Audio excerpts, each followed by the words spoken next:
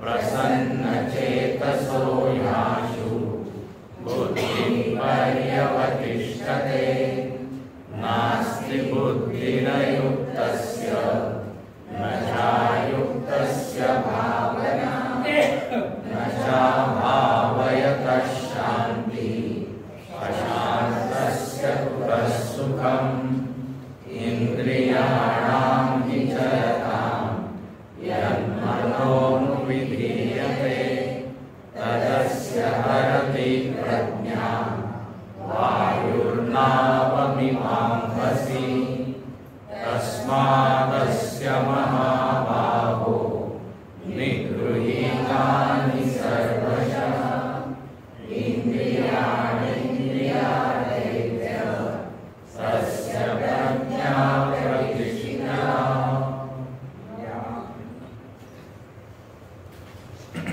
अर्जुनाच्या प्रश्नाच्या उत्तरामध्ये भगवंतांनी ज्ञानीमध्ये असलेले विशिष्ट गुण त्याचं निरूपण केलं आणि त्याचबरोबर साधकांचं सुद्धा वर्णन केलं की साधकांचं पतन कसं होतं किंवा कुठे त्यांना सावध राहायला पाहिजे, त्यांनी काय साधना केली पाहिजे जेणेकरून ते सुद्धा या उच्च स्थितीवर पोहोचतील। तर हे जे 18 श्लोक आहेत, जर याचं नीट आपण विश्लेषण केलं तर याच्यात आपल्याला दिसेल की असं नाही की प्रत्येक श्लोकामध्ये ज्ञानीचंच वर्णन आहे। तर ध्यायतो विषयांचं ज्ञानीचं वर्णन नाही, तस्य प्रज्ञा प्रतिष्ठिता का म्हणून बुद्धिनाशात प्रणश्यते। त्याचप्रमाणे दुसरे जे श्लोक आहेत त्याच्यामध्ये सुद्धा आता 67 आत्ता जो आपण श्लोक वाचला, इंद्रियाणां विचरतां यन्मनोनुविधीयते, आता याच्यामध्ये सुद्धा ज्ञानीचं वर्णन नाही।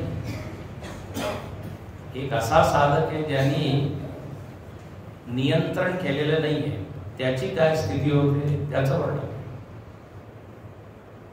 तो इंद्रियांच्या नादी लागतो, आणखीन मनाला भरकवून काय मन त्याचं भरकटतं, इंद्रियांच्या आहारी जाऊन आणि त्यामुळे काय होतं, त्याची जी प्रज्ञा आहे ती तिचं हरण होतं। जसं वायूमुळे नाव उलटते, हे बघा इथे फार छान रूपक दिलंय। प्रज्ञा म्हणजे नाव आहे आणि गीतेमध्ये एका अध्यायामध्ये ज्ञानाला नाव म्हटलेलं आहे, होडी। सर्व ज्ञान प्लवेनैव वृजिनं संतरिष्यसि। ज्ञानाच्या नौक्यामध्ये जर तुम्ही बसला होडीमध्ये तर भवसागर तरुण जा, असं तिथे म्हटलंय। म्हणजे ज्ञान काय एक माध्यम आहे, एक साधन आहे, त्याच्यामध्ये जर आपलं मन आपण ठेवलं तर भवसागराच्या पलीकडे आपण जाऊ। आता इथे म्हणतात की वायू म्हणजे काय, हे विषय आहे, हे त्या ज्ञानाचं हरण करू शकतात। म्हणजे नुसते विषय नाही, विषयांच्या पाठीमागे जर इंद्रिया गेली आणि इंद्रियांच्या पाठीमागे मन गेलं तर हीच काय वायू आहे आणि त्याच्यामुळे ही नौका बुडते। प्रज्ञारूपी नौका जी की समर्थ आहे आपल्याला तिकडे नेण्यात, पण मध्ये स्थित। तर जर या प्रज्ञेला आत्मविषयम प्रज्ञा, याला प्रमा म्हणतात, ज्ञान म्हणतात, आत्मविषय बुद्धी याला म्हणतात, याला सांख्य बुद्धी म्हणतात। लक्षात आहे का? सांख्य बुद्धी 11व्या श्लोकापासून 30व्या श्लोकापर्यंत सांख्य बुद्धी सांगितली। आत्म्याचं वर्णन तिथे झालं। देही नित्यमय अवध्योयम देहे सर्वस्य भारत, नैनम छिन्नन्ति शस्त्राणि, त्यानंतर न जायते म्रियते वा, ते सगळं आत्म्याचं वर्णन, त्याला म्हणतात सांख्य बुद्धी. ही सांख्य बुद्धीच म्हणजे प्रज्ञा आहे, प्रमा आहे, आत्मविषयक ज्ञान आहे. याला वेदांतामध्ये म्हणतात ब्रह्माकार वृत्ती असे एक शब्द. ब्रह्माकार वृत्ती सतत त्याच्या मनामध्ये, म्हणजे अहम ब्रह्म ही जी भावना आहे, भावना किंवा जाणीव, जाणीव शब्द जास्त सांगतो, त्यामुळे ही जाणीव कधीच नष्ट होत नाही सिद्ध पुरुषामध्ये. पण जो साधक आहे त्याच्यामध्ये नियंत्रण नाही, ताबा नाहीये, तर ती वृत्ती मधून मधून काय होती, नष्ट होते, विसरून जातो असं. तदस्य हरति प्रज्ञा वायुर्नाव विभागस्य, म्हणून अर्जुना इथे म्हणतात तस्मात्, पुढच्या श्लोकात 68, तस्मात् हे महाबाहो. आता त्या अर्जुनाचं नाव महाबाहो, म्हणजे तुझ्या भुजा तर खूप मोठ्या मोठ्या आहेत, शक्तिशाली आहे, पण खरोखर जर तू महाबाहो असेल तर मनावर नियंत्रण करून दाखव. शारीरिक शक्ती तर आहे, पण मानसिक बौद्धिक शक्ती जर असेल तर मग खरोखर शक्ती. कारण आपल्या व्यक्तित्वाचे 3 आयाम किंवा 3 बाजू आहे ना, शरीर, मन, बुद्धी, 3 स्ट्रॉंग आहे.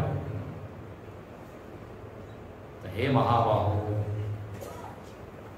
तू काय कर, निगृहीतान सर्वशः, इंद्रियांना 4 बाजूनी काय कर, संयमित. किंवा इथे असं म्हणतात की जो असं करतो तो कोण म्हणतो स्थितप्रज्ञ, तस्य प्रज्ञा प्रतिष्ठिता, त्याची प्रज्ञा स्थित होती. कोणाची? ज्यांनी सगळ्या इंद्रियांना 4 बाजू काय केलंय, नियंत्रणामध्ये, ताबा मिळवलाय. अच्छा, आणखी इथे काय शब्द लिहिला आहे, इंद्रियाणी इंद्रियार्थेभ्य,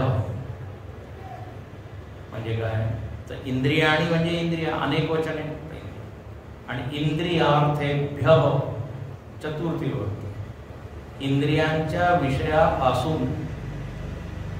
अर्थ म्हणजे काय, विषय. इंद्रियार्थ म्हणजे इंद्रियांचे विषय. तर ज्याची इंद्रिया विषय वस्तूपासून पूर्णपणे आवरून धरलेली आहे ना, त्याला काय म्हणू, म्हणजे याची प्रज्ञा असते. थोडक्यात सांगायचं झालं काय, जो संयम. अच्छा, संयम शब्दाचा अर्थ आपण 2-3 दिवस आधी पाहिला होता, परवाच पाहिला होता, की जे अनुकूल विषय तेच तो ग्रहण करतो, एक हा अर्थ. आणि संयम शब्दाचा दुसरा अर्थ आहे इंद्रियांना चांगली सवय लावणे, त्याला म्हणतात संयम. म्हणजे आता मनामध्ये राग येत आहे, पण काय, माझ्या वाणीला रागवण्याची काही सवयच नाही, कठोर बोलण्याची सवय नाही, म्हणजे संयम आहे. तर काय होईल, वाणी कठोर बोलणार नाही, जरी मला काय, तर इंद्रियांना सवय लावणे. आमच्या स्वामीजींनी या छान अर्थ सांगितला. संयम म्हणजे नुसतं दाबून ठेवणे नाही,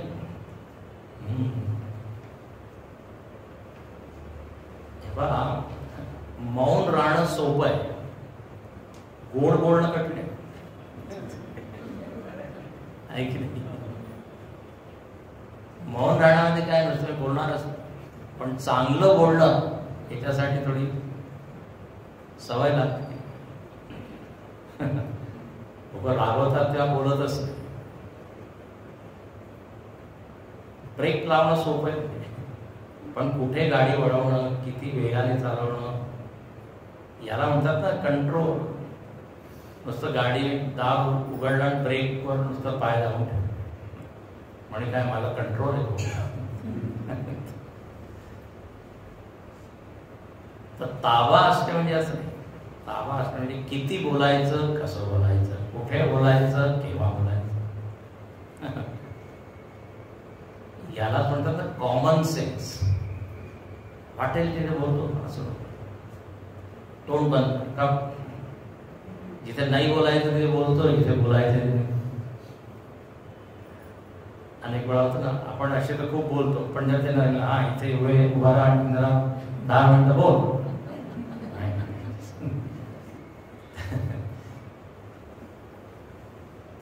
तसा तो बोलतो. कुठे बोलायचं, किती बोलायचं याचा सुद्धा विवेक पाहिजे. हे कठीण आहे. परवाच्या कार्यावरती भेट झाला, ते म्हणे मी बोलतो पण ते मला थांबवणं येत नाही. विषय पूर्ण होतच नाही. तुमचं म्हणे एकदम बरोबर टायमिंग मध्ये फुल होत.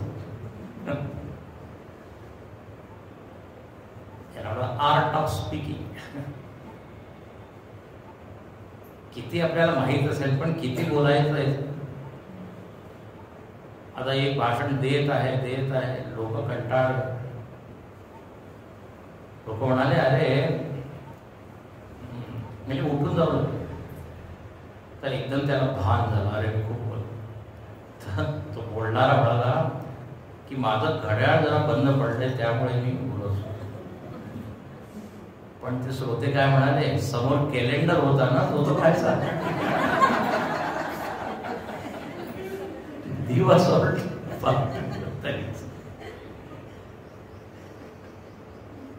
ताबा. वाणीचं उदाहरण देतो. खाण्यावर, पाहण्यावर सगळ्यांवर पाहिजे. चांगली सवय लावणे किंवा जेवढी गरज आहे तेवढाच उपयोग, त्याला म्हणतात निगृहीत.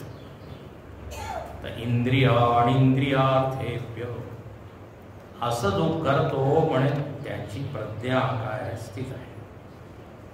तर इंद्रियार्थेभ्य म्हणजे शब्दादिभ्य. इंद्रियार्थ म्हणजे इंद्रियांचे विषय. 5च विषय आहेत. 5 विषयांचे अनेक मिश्रण होऊन जातात. संपूर्ण जग आहे. प्रत्येक याच्यामध्ये 5 आहे काही. शब्द, स्पर्श, रूप, रस, गंध. फुलाला तुम्ही पाहिलं तर काय रूप आहे, स्पर्श आहे, गंध आहे. तर असं हे जग पंचविषयात्मक आहे. तर म्हणजे या सगळ्या विषयांमध्ये त्याचा काय संयम आहे. सगळ्या विषयांना तो ग्रहण तो करतो, पण किती करायचं हे त्याला माहित आहे. तर याप्रमाणे ज्ञानीचं हे एक लक्षण झालं. आता पुढचं लक्षण एकदम वेगळं आहे. इथे काय म्हणतात की ज्ञानी आणि अज्ञानी, आता दोघांची तुलना करतात. की जो स्थितप्रज्ञ आहे, ज्याच्यावर ब्रह्माकार वृत्ती सातत्याने जागृत आहे, ज्याचं ज्ञान सतत जागृत आहे, जाणीव आहे, त्याची स्थिती कशी आहे आणि जो अज्ञानी आहे त्याची स्थिती कशी आहे. त्यासाठी इथे एक शब्दाचा उपयोग केला आहे. तो शब्द म्हणजे रात्री. पहा, या निशा सर्वभूतानां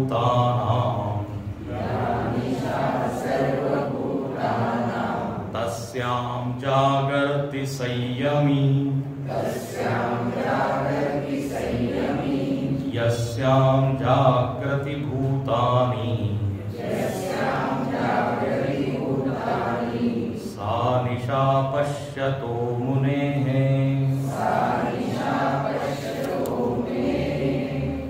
या निशा सर्वभूतानां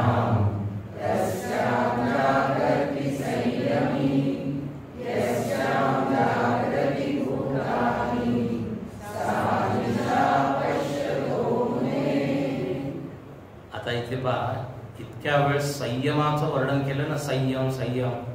तर इथे भगवंतांनी त्या स्थितप्रज्ञासाठी संयमी असा शब्द वापरला आहे. की तो जो संयमी आहे त्याचं जीवन कसं आहे. आणि दुसऱ्या ओळीमध्ये शेवटचा शब्द काय आहे? मुने. हा, तो मुनी आहे. मुनी कोणाला म्हणतात? ज्यांनी मनावर ताबा, ज्यांनी मनन केलंय तो आहे मुनी. मननात मनन. तर यांनी आधी खूप आत्म्याचं मनन चिंतन केलेलं आहे म्हणून मुनी. कपिल मुनी आहे ना, आपले सगळे अनेक मुनी आहेत. तर आता हे काय जीवन आहे, कसं, फरक काय आहे ज्ञानी आणि अज्ञानीमध्ये. त्यामुळे हा जो संयमी आहे ब्रह्मज्ञानी, हा जो आहे जेव्हा झोपतो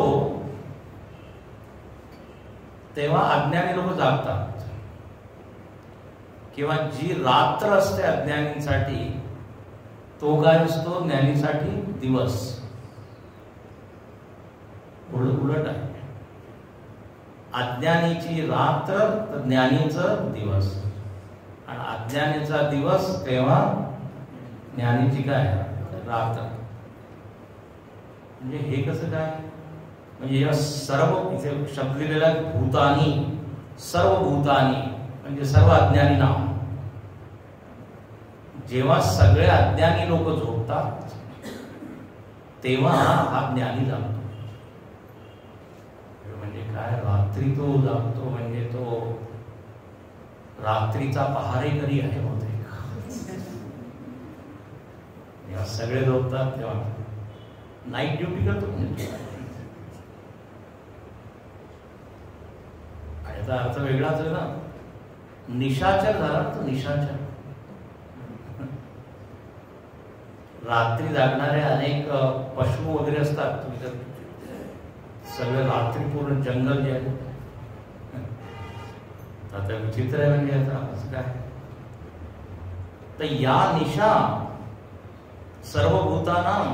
सर्वभूतानां जी रात्री आहे, सर्वभूतांसाठी जी रात्र आहे, तस्याम जागरती संयमी, तस्याम निशायाम, त्या रात्रीमध्ये हा जागतो.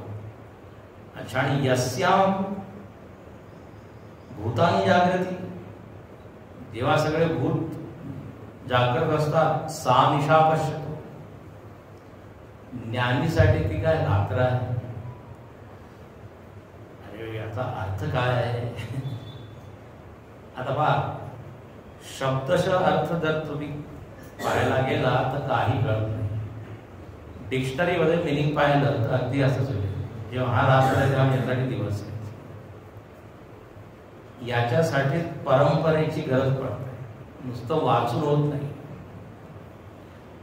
मतिथार्थ जो आहे, गूढार्थ जो आहे, लक्षार्थ, तो आपल्याला समजण्यासाठी परंपरा लागते. इथे भगवान शंकराचार्यांनी, भगवान भाष्यकारांनी छान वर्णन केलं आहे. आता पहा, इथे रात्र आणि दिवस जो आपण अर्थ घेतो तो नाही. समज म्हणजे आलं तसेच मला. याचा लक्षार्थ काय घ्यायचा आहे, तर रात्र म्हणजे इथे शंकराचार्य म्हणतात सर्व पदार्थांना अविवेक करी तमस्वभावत्वात्. सुंदर. म्हणजे जेव्हा रात्र होते तेव्हा काय होतं, आपला जो विवेक आहे ना तो लुप्त होतो. विवेक म्हणजे वेगवेगळं करण्याचं सामर्थ्य. अंधार जेव्हा पडतो तेव्हा इकडे खुर्ची आहे, इकडे टेबल आहे, इकडे हे आहे, ते दिसतं का? याला काय म्हणू? अविवेक. विवेक म्हणजे वेगवेगळे करणं. तर अंधाराचा काय स्वभाव आहे की पृथक्करण करू शकत नाही. तर अंधार आणखी अज्ञान या दोघांमध्ये साम्यता एकच आहे. जेव्हा अज्ञान असतं तेव्हा मी आत्मा आहे, शरीर माझ्यापासून वेगळं आहे, हा जो विवेक आहे हा विवेक लुप्त होतो. मी द्रष्टा आहे, बाकी दृश्य आहे. हा, मी चेतन आहे, इतर जड, हे सगळं त्याला काही कळत नाही अज्ञानाशिवाय. शरीरोहम देहोहम नाहीतर विवेक झाल्याबरोबर काय, आत्मा अनात्मविवेक. आत्मा वेगळा आहे, अनात्मा वेगळा आहे, नाही की? तर इथे काय म्हणतात की सगळे भूत जे आहे, प्राणी, ते झोपलेले आहे. झोपलेले म्हणजे त्यांच्यामध्ये जे ज्ञान आहे ते काय आवृत्त झालेले आहे. तर विवेक त्यांना होत नाही. जसा अंधार जेव्हा असतो तर अंधाराचं जणू पांघरुण आहे, त्याच्यामध्ये काही आपल्याला भेद दिसत नाही. तर अंधाराप्रमाणे अज्ञान आहे. अंधाराप्रमाणे म्हणजे अज्ञान आणि रात्र एक सारखे. आपण जे म्हणतो तमसोमा ज्योतिर्गमय म्हणजे काय, अज्ञानापासून ज्ञान. जेव्हाही ज्ञानाचं वर्णन होईल काय होईल, उजेड, प्रकाश है ना, आणि अज्ञान म्हणजे अंधार. तर हे अज्ञानी लोक त्या आत्म्याबद्दल झोपलेले आहे, म्हणजे त्यांना भानच नाही, विवेकच नाही. अच्छा, त्याच आत्म्याबद्दल हा जो ज्ञानी आहे जागृती. जागृती म्हणजे त्याला सतत भान आहे, त्याला स्वतःच भान आहे की मी कोण आहे. कळलंय का आता? तर आत्माचं अज्ञान म्हणजे अंधार, आत्माचं ज्ञान म्हणजे दिवस, उजेड. तर झालं, एकाच वेळी दोन प्रकारचे लोक आहेत, दोघांची मनस्थिती वेगळी. एक झोपलेले, एक म्हणून अनेक भजन आहे हिंदीमध्ये. उठ जाग मुसाफिर भोर भयो, अब रैन कहाँ तू सोवत है. अरे उठ उठ, अब हरी सकाळ. जो सोवत है वो खोवत है, जो झोपतो तो खोवत म्हणजे गमव. आणि हे सत्संगामध्ये सुद्धा घडतं बरं का. जो इथे झोपत आहे तो गमवत, जो जागत आहे सो पावत आहे. तुळशीदासांनी एक विनय पत्रिका नावाचा एक ग्रंथ लिहिला, त्यावेळेस 200 भजन लिहिले. त्याच्यामध्ये एका भजनामध्ये हेच वर्णन करतात की अब लो नसानी अब न नसई हो, म्हणजे आता मी झोपणार नाही, आता मी उठलो. ते छान म्हणतात की मी मायेचा बिछाना असं गोळा करून, काय करा गोळा, हा, कोपऱ्यामध्ये ठेवलं मायेचा बिछाना. अबलोन सानी अपन नसई हो, राम कृपा भवनिसा सिरानी. भगवंताच्या कृपेने हे जे रात्र आहे, अज्ञान रात्र ही आता गेली. जागे फिर न डसई हो, आता मी जागा झालोय, आता परत झोपणार नाही. तर इथे म्हणतात की हे अज्ञानी लोक झोपले. आपले संत लोक म्हणतात उठा उठा. म्हणून तुकाराम महाराज काय म्हणतात, काय सांगू संतांचे उपकार, मद जागविती निरंतर. है ना, अभंग आहे संतांचे उपकार काय सांग, रोज जागा उठा. आपण जे ना देवाला उठवतो, उठा उठा हो,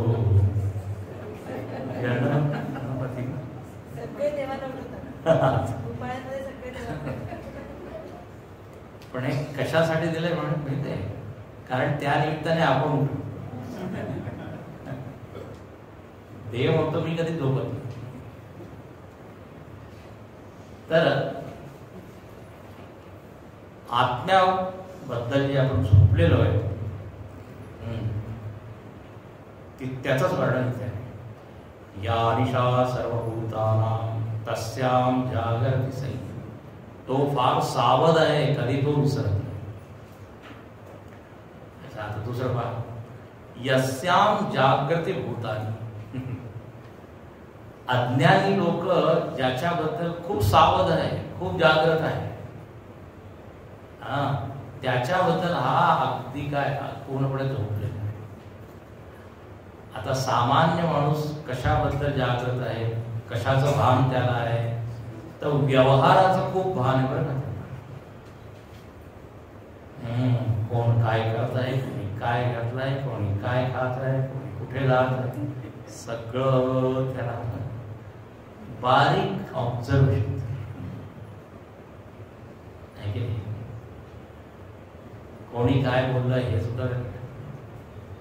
तर व्यवहाराच्या या छोट्या छोट्या गोष्टी त्याच्याबद्दल तो फारच सावध आहे. हा आज्ञाबद्दल बोललेला आहे.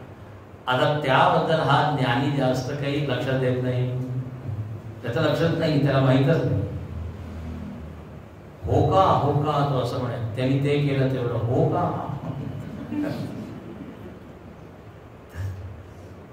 पूर्णपणे तो म्हणजे सहजच त्याची महत्वबुद्धी तिकडे नसल्या कारणाने त्याला म्हणतात तो झोपलेला. तर आता आपण व्यवहाराबद्दल जेवढं सावध आहोत तेवढंच सावध जर तत्वाबद्दल झालं तर आपण सुद्धा काय आहे उठलो. तस्मात् जागृत जागृत वेदांतामध्ये काय उठा उठा. स्वामी विवेकानंद सुद्धा म्हणायचे की नाही, उत्तिष्ठत जागृत प्राप्य वरान निबोधत. कठोपनिषदामधला हा मंत्र आहे. उठा जागे व्हा. अनेक वेळा काय होतं, बिचारा उठून तर जातो पण जागे होत नाही. ते लहान पोराला आईला वेळ झाली शाळेची उठवून देतो पण तू जागा होत नाही पूर्णपणे, अर्ध होत. तर उठणं आणखी जागण्या दोन झालं. उत्तिष्ठता जागृत तिथे दिलं म्हणजे पूर्णपणे तुम्ही सावध व्हा, अलर्ट, जागृत व्हा. इथे म्हणतात ग्राह्य ग्राहक भेद लक्षणायाम अविद्यानिशायाम प्रसुप्तानी. अज्ञानी लोक झोपलेले म्हणजे काय, ग्राह्य ग्राहक भाव ते विसरले की कोण ग्राहक आहे आणि काय ग्राह्य आहे. ते सांगितलं दृश्य आणि दृष्टा, याचं ज्ञान त्यांना नाहीये. तर परमार्थ तत्व अविद्या, हे जे अज्ञानी लोक आहे या परमार्थ तत्वाला पूर्णपणे विसरतात. पण त्याच परमार्थ तत्वाबद्दल ज्ञानी कधीच म्हणून म्हटलेलं ना, योगरतो वा भोगरतो वा संगरतो वा संगविहीन यस्य ब्रह्मणि रमते चित्तम नंदती नंदती नंदती एव. म्हणे ज्याचं चित्त ब्रह्मामध्ये रमलेलं आहे मग तो काही करत असेल, योग भोग एकटा असेल किंवा लोकांमध्ये असेल, तो त्या ब्रह्माशी जुडलेला असतो. ब्रह्मतत्वाशी जसं एक विमान चालतात, ते विमान जे आहे ते रडारशी जुडलेलं असतं. जर ते कनेक्शन गेलं तर मग हरवलं. हा सतत जोडलेला असतो. तर याप्रमाणे दोघांचा फरक इथे सांगितला. जागृती आणि दुसरा झोपतो. योगरतो वा भोग. हा इथे मध्ये श्लोक आलेला, पश्यन शृण्वन् स्पृशन. हा सगळं काही तो करतो पण त्याला हा कधी भाव येत नाही की मी करत आहे. मी पणा नसतो त्यात, मानवर अहम भाव नाही. तर याप्रमाणे तो सतत सावध आहे. छान श्लोक आहे, या निशा सर्व. आता पुढच्या श्लोकामध्ये परत त्या ज्ञानीचं वर्णन आहे. तो काय करतो किंवा त्याच्या मनाची स्थिती कशी असते तर पहा. सुंदर एक इथे दृष्टांताच्या द्वारे वर्णन केलं. आपूर्यमाणम् अचल प्रतिष्ठम् समुद्रमाप प्रविशन्ति यद्वत्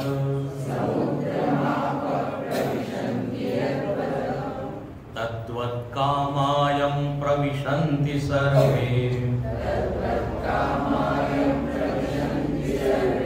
स शान्तिमाप्नोति न कामकामी.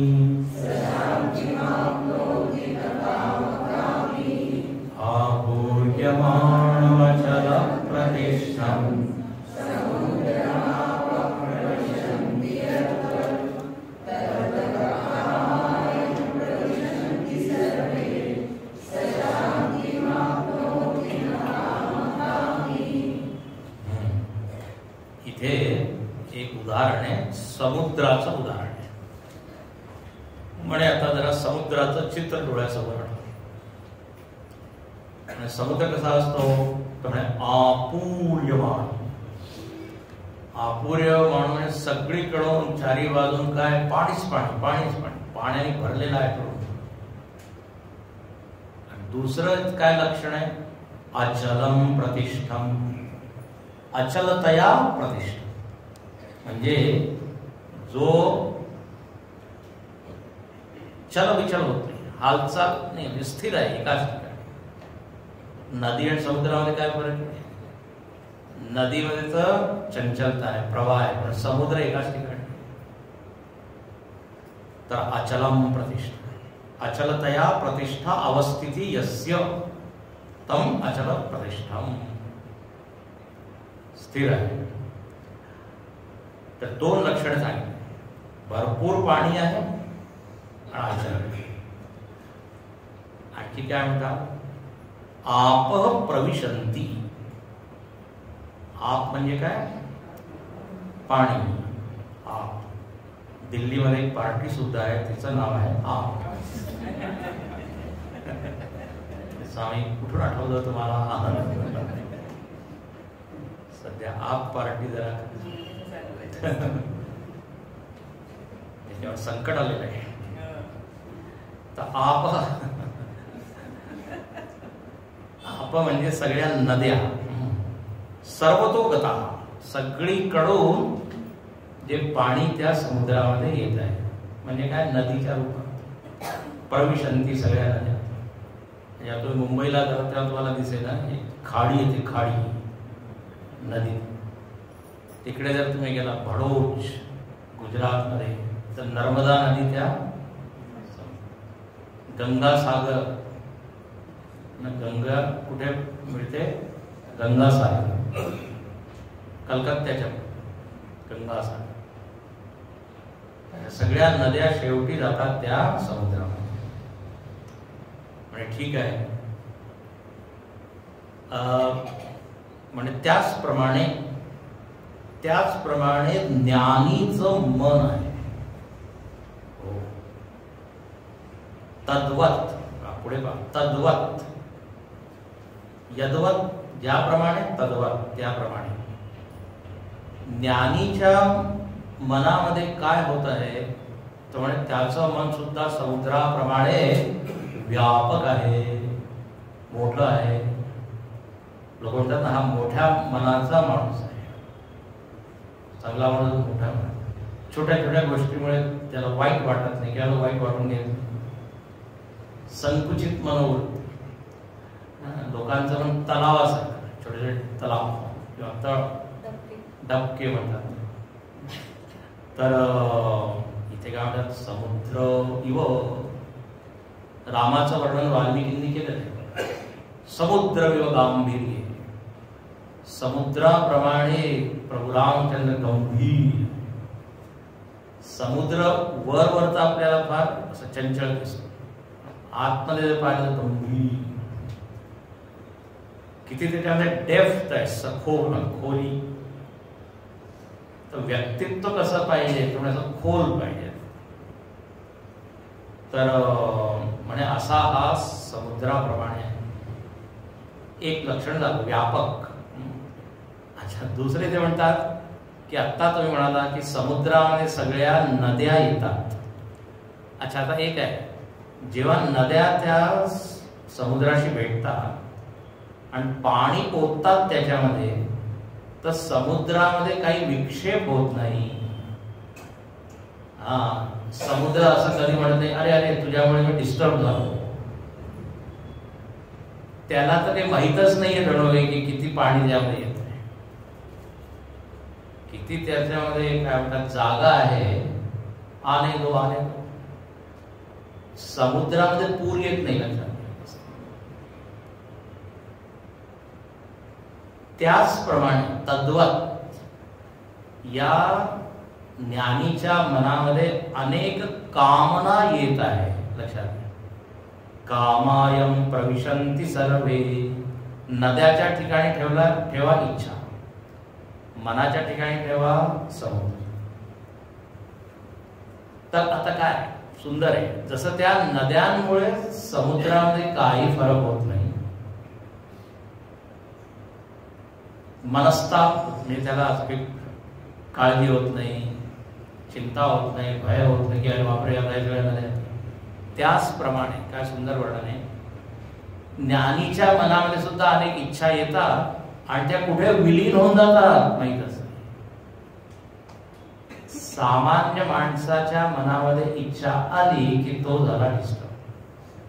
व्यत्यय या इच्छा त्याच्या मनःशांतीमध्ये आणतात आणि त्या इच्छेला पूर्ण करण्यासाठी तो धडपड करतो आहे ना. जसं छोटं डबकं आहे, थोडंसं पाणी आहे, त्याच्यामध्ये एक नदी जर होती तर त्याचे काय हाल होतील. किंवा त्याला असं समजा एक बाल्टीभर पाणी आहे, त्याच्यावर तुम्ही एक दगड टाक, तर पाण्यामध्ये काय थोडे लाटा तरंग. पण समुद्रामध्ये एक दगड टाक, काही फरक पडणार. तर याचा अर्थ काय, ज्ञानीच्या मनामध्ये सुद्धा या सगळ्या वृत्ती येतात की तो दगड नाही झालेला आहे. काय म्हणतात त्याला, शिला म्हणतात. एक आणखी शब्द आहे पेबल्स ना, काय म्हणतात, गोटा दगड. हा एक तर म्हणजे असा जड नाहीये.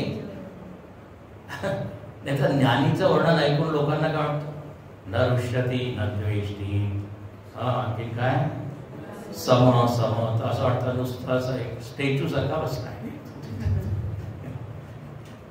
दगडामध्ये सुद्धा हे सगळे लक्षणं लागू होतात. तर असं नाही, त्याचं मन काय जिवंत आहे, तो जिवंत वाढतो, पण फरक त्याच्यामध्ये पडत नाही. तद्वत कामा प्रविशंती सर्व. जसं त्या नद्या ज्या आहेत त्या समुद्राशी एकरूप होऊन जातात, विलीन होऊन जातात, त्याचप्रमाणे त्या कामना आत्म्याशी एकरूप होऊन जातात. लक्षात ठेवा, म्हणजे वेगळ्या त्या राहत नाही. वृत्ती आली लीन झाली, वृत्ती आली लीन झाली. विचार करून पहा. म्हणे असा तो असतो सशांती मापनोती. असा ज्ञानीच काय शांतीला प्राप्त करतो. न कामकामी, जो कामकामी आहे. कामकामी म्हणजे काम्यन्ते इति कामाः विषयाः. पहिला जो काम आहे, काम म्हणजे विषय.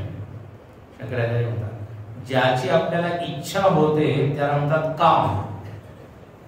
विषय, काम इक्वल टू विषय.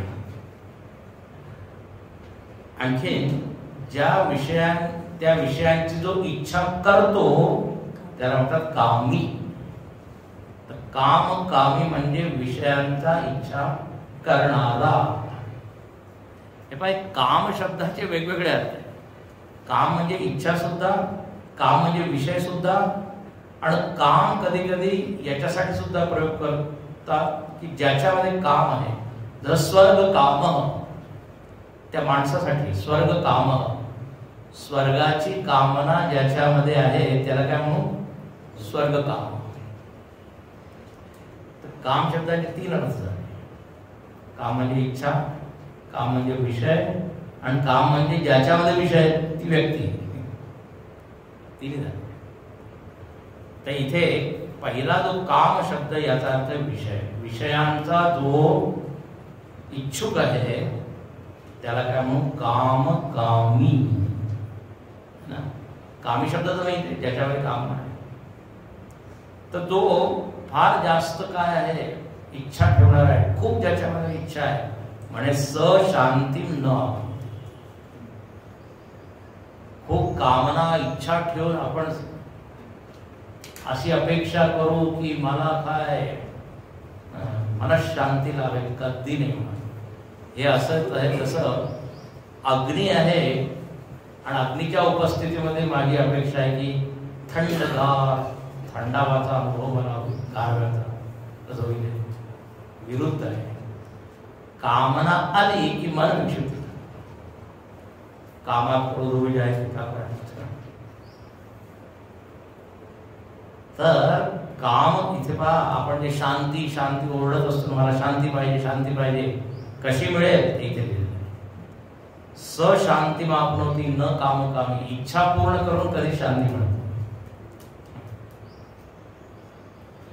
शांती पाहिजे तर काय करावं लागेल? ज्ञानी बनावं लागेल. ते लिहिलं ना, स स शांती मापन. स म्हणजे कह कोण? नाही, तुम्ही एकदम असा उपाय सांगितला, असं औषध सांगितलं जे मार्केटमध्ये उपलब्धच नाही, बियॉन्ड अवर रीच. इथे सोपा उपाय काय? कामना कमी करा, एवढं तर करू शकतो. जगाच्या कामना जास्त करू नका, पुढे येईल. तर तद्वत कामायम प्रविशन्ति सर्वे. काय सुंदर समुद्राप्रमाणे. आता बघा समुद्र कशाला म्हणतात, थोडस हे सांगून पुढे जातो. समुद्र म्हणजे काय? तर वेगवेगळे अर्थ आहे. म्हणजे ज्याच्यामध्ये खूप मुद्रा आहे ना त्याला म्हणतात समुद्र. मुद्रा म्हणजे संपत्ती, धन आहे की नाही? हिंदीमध्ये म्हणतात मुद्रास्फीती. मुद्रा म्हणजे करन्सी सुद्धा असतं. तर मुद्राचा अर्थ असतो धन. आता समुद्र म्हणजे ज्याच्यामध्ये खूप मुद्रा आहे, म्हणजे खूप धन आहे, म्हणून समुद्राचं एक नाव आहे रत्नाकर. रत्नाचा आकार. त्याच्यामध्ये तेल, आणखी अनेक खनिज पदार्थ, मोती, मणी सगळं निघतं त्याच्यात. लक्ष्मी कुठून निघाली? समुद्रामध्ये. तर जसं समुद्रामध्ये अनेक धन आहे, त्याचप्रमाणे ज्ञानीच्या मनामध्ये सुद्धा ज्ञानरूपी धन आहे असं. अच्छा, आणखी ते मोती वगैरे कोणाला मिळतात? जो खाली जातो, जो किनाऱ्यावर आहे, काठावर आहे, त्याला नाही मिळत. काठे गल्ली आहे. तर काय ते जिन खोजा तिन पाहिया. जो आतमध्ये जाऊन शोधतो त्यालाच मिळतो. जिन खोजा तिन पाहिया, गहरे पाणी पैठ. कबीरदासजी म्हणतात, मैं बबुरा बूढन रहा, म्हणजे मी म्हातारा होतो, मी गेलो नाही, तर रहा किनारे पैठ. मी त्याच्या मनामध्ये आतमध्ये शिरलोच नाही, म्हणजे जवळीक केली नाही, संग केला नाही, तर मला काही मिळत नाही. याचा अर्थ जे त्या महात्म्याच्या जवळ जात नाही त्याला काही ज्ञानरूपी संपत्ती मिळत नाही. तर समुद्र. समुद्राचा दुसरा अर्थ असतो ज्याच्या वेगवेगळ्या मुद्रा आहेत. मुद्रा म्हणजे असं असतात की नाही,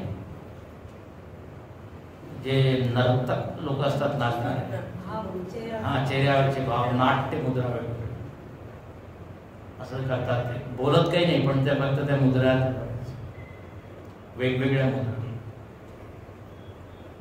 असं असं काहीतरी करतात. म्हणजे काय कमळ आहे त्याचं जे नाट्यशास्त्र असं असं म्हणजे काय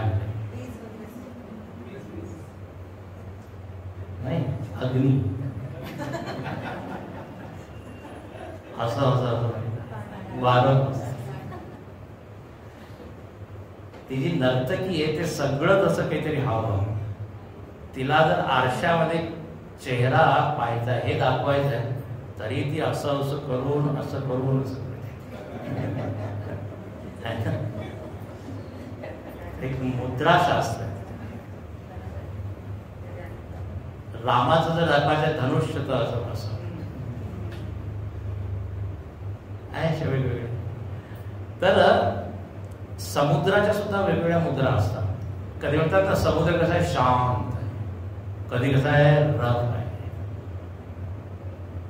ज्ञानीच्या सुद्धा वेगवेगळ्या मुद्रा आहे. हा, कधी कधी रफ होतो, बोलतात ना, आम्ही पाहिलेलं आहे गुरुदेवांचं. जर कोणी शिस्त मोडली तर इतके रागवायचे, सगळे शांत होते. आता नरसिंह अवतार नाही, लक्ष्मी देवी सुद्धा जवळ जाऊ शकली, म्हणजे मला माहित नाही हे कोण आहे, आमचे हे नाही आहे, आमचे तर शांताकारम वगैरे शायरम आहे, ती मुद्रा त्यांची. तर ज्ञानी सुद्धा वेगवेगळे मुद्रावाने, म्हणून समुद्राप्रमाणे. अच्छा, मुद्रा शब्दाचा अर्थ असतो मुदम राती इति मुद्रा. मुदम म्हणजे आनंद, राती म्हणजे ददाती. मुद्रा काय करतात? आनंद देतात. हा, ती नर्तक ही वेगवेगळ्या मुद्रा करतात, त्याच्यामुळे काय होतं, लोकांना आनंद, अरे वा किती छान. तर जी आनंद देणारी आहे त्याला काय म्हणून मुद्रा. तर समुद्र म्हणजे जो अनेक मुद्रांच्या बरोबर आहे आणि त्याच्यामुळे लोकांना आनंद मिळत आहे, असा अर्थ आहे. समुद्राकडे पाहिल्यावर एकदम आनंद होतो. आणि त्याप्रमाणे ज्ञानीचं व्यक्तित्व, किती छान छान अर्थ आहे. समुद्रवाव प्रविशन्ति यत्र, तर याप्रमाणे सशांती वापरते, त्याला काही फरक पडत नाही. समुद्राला पाण्या त्या नद्यांमुळे, त्याप्रमाणे हा ज्ञानी.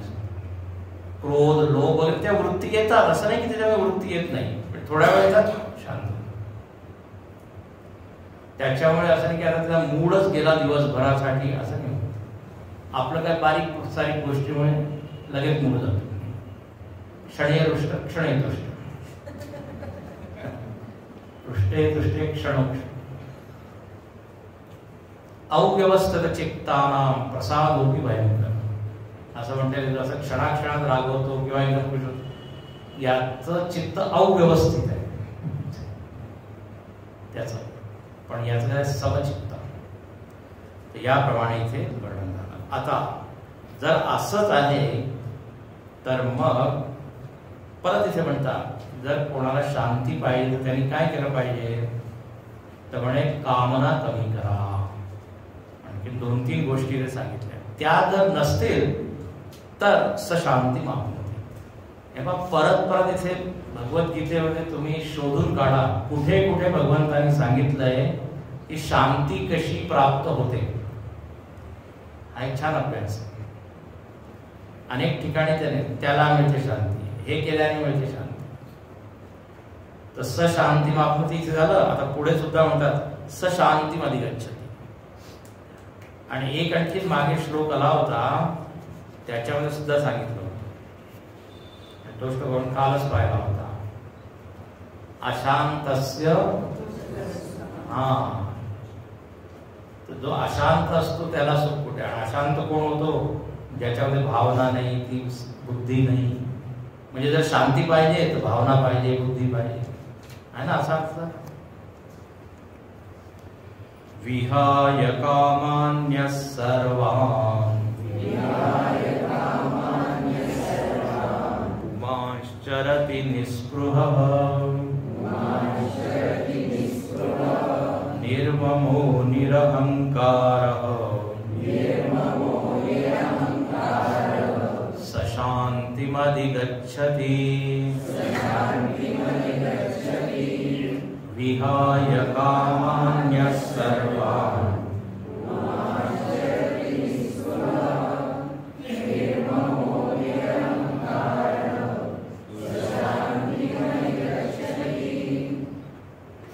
सशांतिमधिगच्छति, त्याला शांती प्राप्त होते.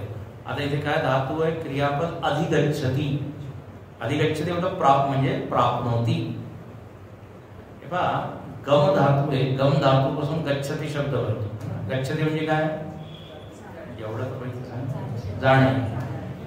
आगच्छति येणे. हा गच्छ शब्द गम धातू आहे, ही तशी तर गत्यार्थक आहे, म्हणजे जाण्याच्या अर्थात आहे, पण ही ज्ञानार्थक सुद्धा आहे. ज्ञानाच्या अर्थामध्ये सुद्धा ही गम धातूचा उपयोग होतो.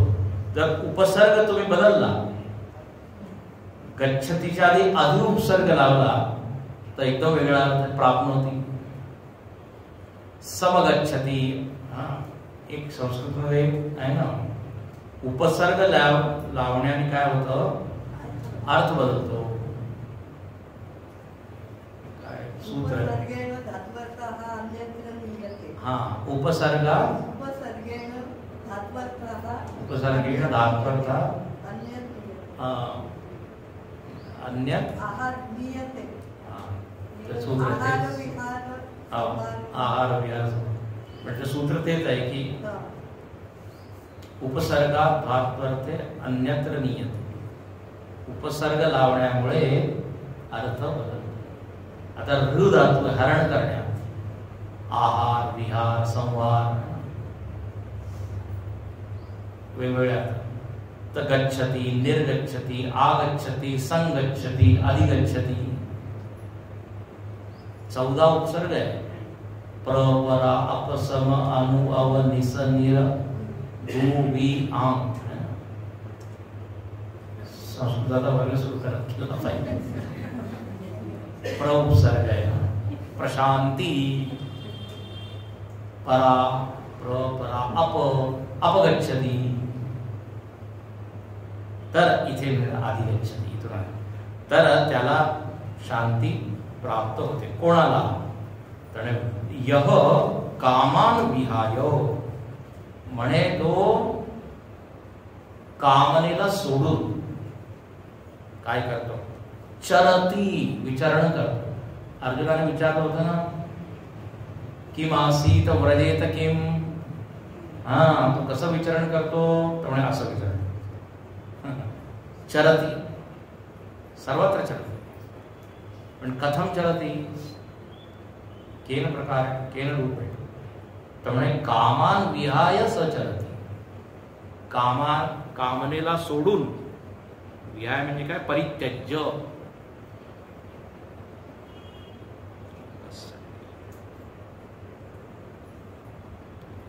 कामा पाय छंदस विहाय, विहाय म्हणजे परित्यज्य.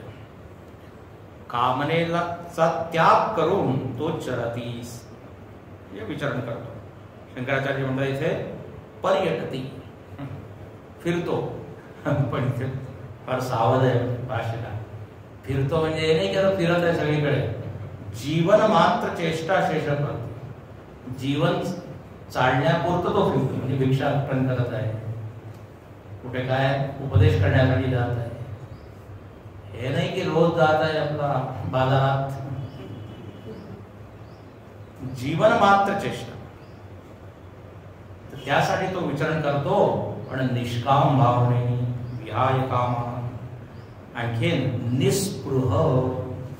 निस्पृह म्हणजे त्याला जास्त लालसा त्याला म्हणतात. स्पृहा नाही जास्त, मला एवढं मिळालंच पाहिजे, असं मिळालंच पाहिजे, हे झालंच पाहिजे. स्पृहा नाही. शंकराचार्य फार मोठं वाक्य म्हणतात, शरीर जीवन मात्रे अपि निर्गता स्पृहा. माझं शरीर राहिलं पाहिजे ही सुद्धा त्याच्यामध्ये काय आहे, स्पृहा नाही. म्हणजे जास्त आग्रह नाही की मला एवढं जगायचं.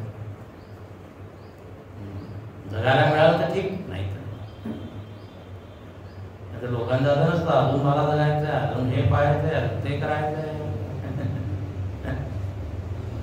जगण्यामध्ये सुद्धा स्पृहा नाही, निस्पृहा. आणखी दुसरं काय, निर्मम. निर्मम म्हणजे ममभाव रहित. हो, ममभाव रहित म्हणजे परत भाष्यकार लिहितात, शरीर जीवन मात्र अक्षिप्त परिग्रहे अपि मम इदम इति अभिनिवेश वर्जित. त्याच्याकडे सगळ्या वस्तू आहे पण अभिनिवेश त्याच्यामध्ये नाही की माझं आहे माझं आहे. कारण अभिनिवेश म्हणजे पूर्णपणे आपण त्या ममतास्पद वस्तूमध्ये काय आपलं मन टाकतो. ती वस्तू जरा गडबड झाली, उपयोग सगळ्यांचा करत आहे पण अभिनिवेश नाही. जसं आपण ट्रेन मध्ये जातो तर आपण म्हणतो मम सीट असती, मम बर्थ असती, तव तुझी कोणची आहे तर तो इदम मम माझी. पण आता मम म्हणजे हे नाही की आता नाशिक रोड आला तर काय आता त्याला सीटला काढा स्क्रू अभिनिवेश नसते. तर का 3 गोष्टी नाहीये, कामना नाहीये, स्पृहा नाहीये, ममता नाहीये, आणि चौथी गोष्ट अहंकार, निरहंकार, अहंकार रहित, म्हणजे मानी भाव नाहीये. मला तर ज्ञान आहे, मी ब्रह्मज्ञानी आहे. जो असं म्हणतो की मी ब्रह्मज्ञानी आहे म्हणजे त्याला भ्रम झालेला आहे की तो ज्ञानी आहे. ब्रह्मज्ञानी कधीच म्हणत नाही की अहम ज्ञानी. ज्ञान मान जेव्हा एक होणार, रामायणात म्हटलेलं आहे की ज्ञान तेव्हाच म्हटलं जाईल जेव्हा मान नाही. आता पहा, 4 मोठे मोठे शब्द आहेत, कामना, अहंकार, स्पृहा वगैरे. आता जर आपलं जीवन आपण जर बघितलं तर आपल्या जीवनाचा आधार हे सगळे आहे की नाही. मम, किती मम आहे, त्याच्यामुळे आपल्याला वाटतं मी सुरक्षित आहे, माझे नातेवाईक आहे, माझं घर आहे, माझी गाडी आहे. ममतेमुळे आपण काय शांत,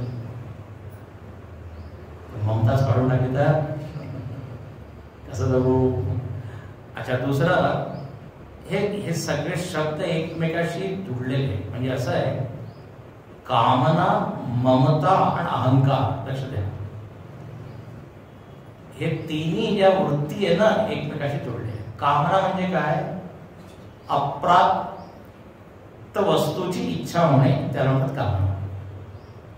ठीक आहे, तर आज नाहीये तर इच्छा आली, तर आता कर्म करून मी ती इच्छित वस्तू मिळवली.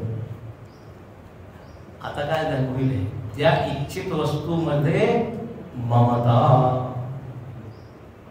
मी मेहनत करून हे घर बांधलंय, आता हे माझं.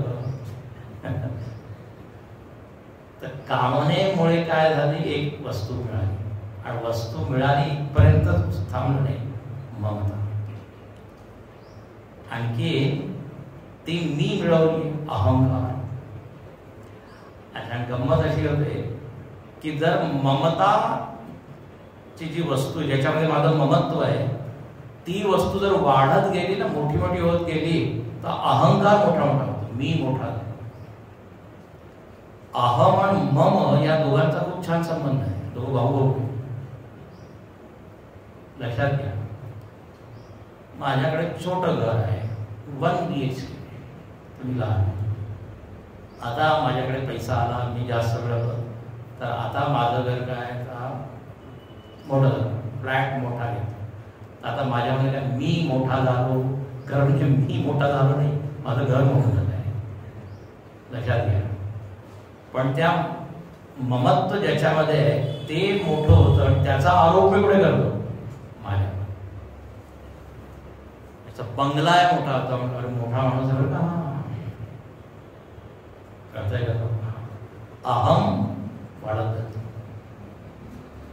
त्याचा संबंध आहे मम अहम, कामना मम. आता ज्ञानीच्या जीवनामध्ये काय, म्हणजे हे तिन्ही नाही आहे, मग तो जगतो कसं काय. तर त्याच्यामध्ये कामना एक तर जगाची नाही, जर कामना आली तरी ती काय, देवाविषयी इच्छा आहे. लक्षात घ्या. तेव्हा मोक्षाची इच्छा आहे, जो साधक असतो त्याच्यावर येणारी इच्छा मोक्षाची, त्याला काय म्हणतो आपण, मुमुक्षु. तर त्याची तर स्तुती घेऊ आपण करू, ती कामना असणं बरोबर आहे. सत्संगामध्ये जाण्याची इच्छा, हो, नाही तर इथे लिहिलं ना, विहाय कामांनी, सगळ्या इच्छा सोडा, चला आता मी जात नाही. इच्छा आली होती पण स्वामींनी तुम्हीच सांगितलं, ज्ञानीचं लक्षण आहे. पण तो दुसऱ्या ठिकाणी जाईल बरोबर, त्या इच्छा सोडणार नाही, लिमिटेड याच्यामध्ये तो आपलं हे काय. तर विहाय कामान म्हणजे त्या जागतिक प्रापंचिक इच्छा त्या नाही. अच्छा, मम तो कोणाला म्हणतो, तो सुद्धा मम म्हणतो. तो म्हणतोय माझा विठ्ठल आहे, माझा देव आहे, विश्वची माझे घर, फक्त एक फ्लेट माझे घर असं नाही. किती व्यापक भाव आहे. सगळंच ते माझं आहे. विठू माझा लेकरू, माझे माहेर पंढरी. माझा भाव आहे त्याच्या पण वेगळ्याच याच्यामध्ये. अच्छा, अहमभाव आहे त्याच्यामध्ये, पण अहमभाव कोणता आहे? अहम भक्त, अहम मुक्त. कारण अहम शिवाय तर माणूस जगू शकत नाही. काही ना काही तर सांगावं लागतं स्वतः. तर त्याची स्वतःबद्दल मान्यता काय आहे? तर म्हणे मी काहीच नाहीये, शून्य आहे. शून्य म्हणजे जगाच्या दृष्टीने आत्मतत्व आहे असं. अहंकार म्हणून तो अगदी काय, त्याचा अहंकार गळून पडलाय. जो सामान्य माणसामध्ये पैशाचा याचा त्याचा अहंकार असतो, निरहंकार. आणि जेवढा अहंकार कमी तेवढी शांती जास्त. आता खूप याच्यामध्ये चिंतन आहे, खूप विचार करण्यात. अहंकार जितकं जास्त मग तेवढा माणूस डिमांडिंग होतो. त्याला मान पाहिजे, सन्मान पाहिजे. हिंदीमध्ये सांगतात आमचे स्वामी, अहंकारी व्यक्ती भिकमंगा होता है. तो सगळ्यांकडे मागच फिरतो, हे पाहिजे ते पाहिजे. आणि त्याला ते नाही मिळालं तर त्याला राग येतो. पण इथे काय निरहंकार. तर साधक जो आहे त्याला कमीत कमी हा अहंकार ठेवायला पाहिजे. अहम साधक. अहंकार म्हणजे अहम वृत्ती बरं का. जसं अहम मनुष्य, अहम पुरुष. अहंकार म्हणजे घमंड नाही, एक वृत्तीच पाहिजे. ती वृत्ती आहे काय साधकामध्ये? अहम भक्त, अहम दास. जसं मारुतीला जेव्हा रावणाने विचारलं कोण आहे तू, परिचय केला, तर रामाचं वर्णन केलं त्यांनी आणि शेवटी म्हणाला त्याचा मी दूत आहे, अहम दूत, तास दूत. याप्रमाणे शेवटचा श्लोक वेळ होत आली. एषा ब्राह्मी स्थिती पार्थ, नैनां प्राप्य विमुह्यति, स्थित्वा स्यामन्तकालेऽपि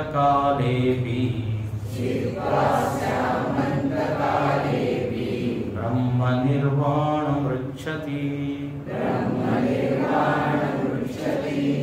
एषा ब्राह्मी स्थितिः पार्थ, नैनां प्राप्य विमुह्यति, स्थित्वा स्यामन्तकालेऽपि ब्रह्मनिर्वाणमृच्छति. म्हणजे आत्ता जिचं वर्णन झालं की तो निरंकारी आहे, त्याची प्रज्ञा स्थित आहे. इथे देवाने एक नवीन शब्द दिला. काय शब्द दिला? ब्राह्मी स्थिती. एषा ब्राह्मी स्थिती. या सिद्ध माणसाची स्थिती काय? ब्राह्मी स्थिती. ब्रह्मणी भवा इयम स्थिती. म्हणजे ब्रह्मामध्ये तो स्थित आहे म्हणून त्याला काय म्हणून ब्राह्मी स्थिती. अच्छा, आणखीन एनाम प्राप्य न विमुह्यति. या स्थितीला जर कोणी प्राप्त झाला तर त्याला परत मोह होत नाही किंवा परत तो खाली येत नाही. परतोनी अज्ञान न ये घरा, समाधी साधन संजीवन. परतोनी अज्ञान नाही. आता उजेड आहे, त्या उजेडाच्या उपस्थितीमध्ये अंधार कसा आहे?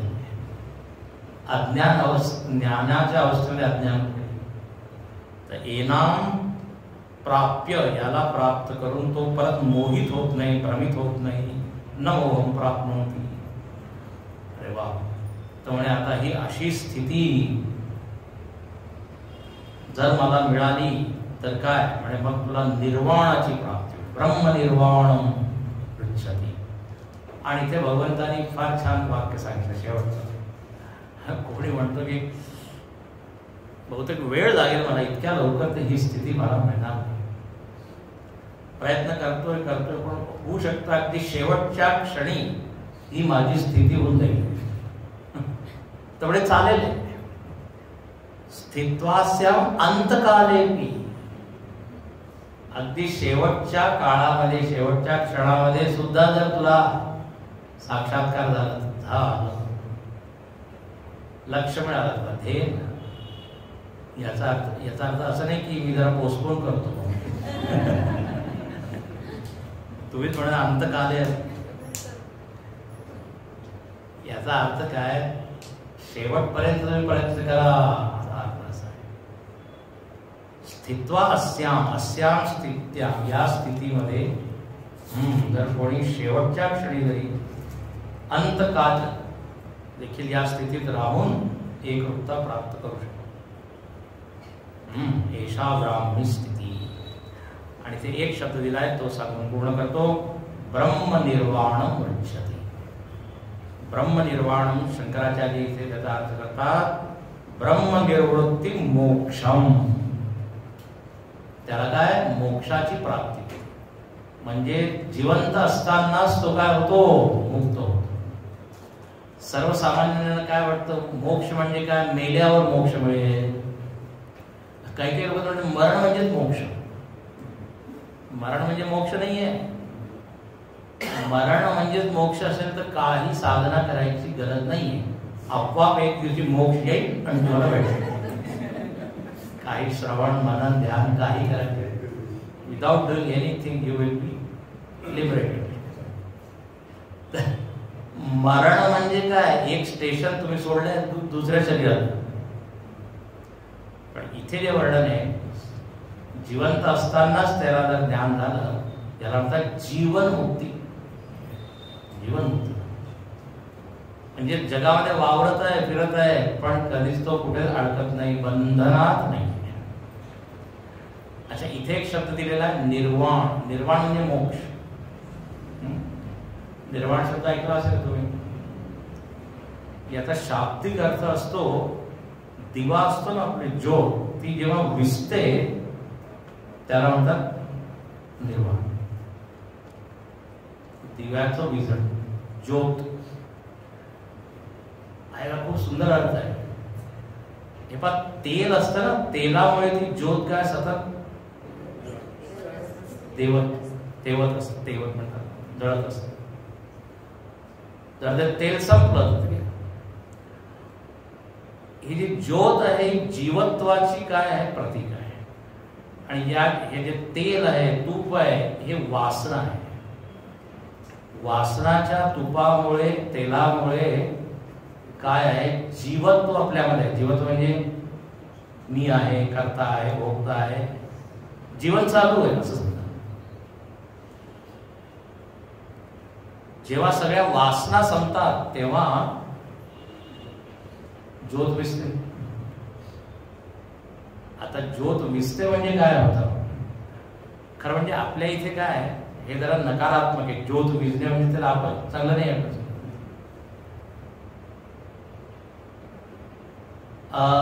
आता बौद्ध दर्शन आहे, त्याच्यामध्ये निर्वाण शब्दाचा खूप प्रयोग आहे. परिनिर्वाण, महानिर्वाण आहे. तर म्हणजे काय, शून्यामध्ये जेव्हा मी विलीन होतो त्याला निर्वाण म्हणतात ते. पण इथे जरा वेगळा अर्थ आहे. इथे ब्रह्मनिर्वाण, शून्यामध्ये तो विलीन होत नाही. कुठे विलीन होतो, ब्रह्मा. आणि लक्षात ठेवा, आपल्याला असं वाटतं की जे अग्नी आहे, जी ज्योत आहे, ती विजली म्हणजे समाप्त झाली, असं नाही. अथवा टेक्निकल हे सगळं डिस्कशन आहे का. म्हणजे हा जो अग्नी होता, हा कसा होता, सोपाधिक अग्नी होता. त्या वातीच्या द्वारे मर्यादित होता. जेव्हा ज्योत विजली म्हणजे काय झालं, की ती विशेष अग्नी सामान्य अग्नीमध्ये विलीन झाला, असा अर्थ आहे. अग्नी संपले, सामान्य अग्नीमध्ये विलीन. एक एक लाकडामध्ये विशेष अग्नी आहे, कोळशामध्ये विशेष अग्नी आहे. तर आपल्या सगळ्यांचं काय विशेष व्यक्तित्व आहे, मी अमुक आहे, अमुक आहे, अमुक आहे. ज्ञान जेव्हा होतं तेव्हा मी शून्य होत नाही, पण मी व्यापक अनुभव. माझं हे वैयक्तिक जीवन समाप्त होतं. आता मी करता भोगता नाही, किंवा ज्या काही पदवी किंवा उपाधी मी धारण केल्या होत्या त्या सगळ्या संपतात. माझा मी काय होतो, मी ब्रह्म होतो. ब्रह्म म्हणजे शून्य नाहीये, ब्रह्म म्हणजे एक तत्व. आता हे सगळं जरा, तर निर्वाण शब्द इथे म्हणून एक ब्रह्म शब्द टाकलाय, ब्रह्मनिर्वाण. तर वासनेचं जे तेल आहे ते संपतं, वैयक्तिक जीवन संपतं, पण तो शून्य नाही होत, एक तत्व राहतं, एक तत्व. त्याला ब्रह्म किंवा आत्मा किंवा. आता याला आपल्या भाषेमध्ये आपण काय म्हणू, ज्ञानाचा दिवा, ज्ञानज्योत, ज्ञानज्योत. आता असे म्हणतो ज्ञानाची ज्योत लागली, आणखीन अज्ञानाचे तेल वगैरे काय ते सगळं संपलं, असं त्याला असं जोडावं लागेल. पुढे परत येईल हा शब्द ब्रह्मनिर्वाण, म्हणजे तो मुक्त होतो. हा ब्रह्मणी एव अवतिष्ठते. याप्रमाणे इथे हे 18 श्लोक पूर्ण झाले आणि ते अध्याय सुद्धा पूर्ण झाला. ओम तत्सदिति.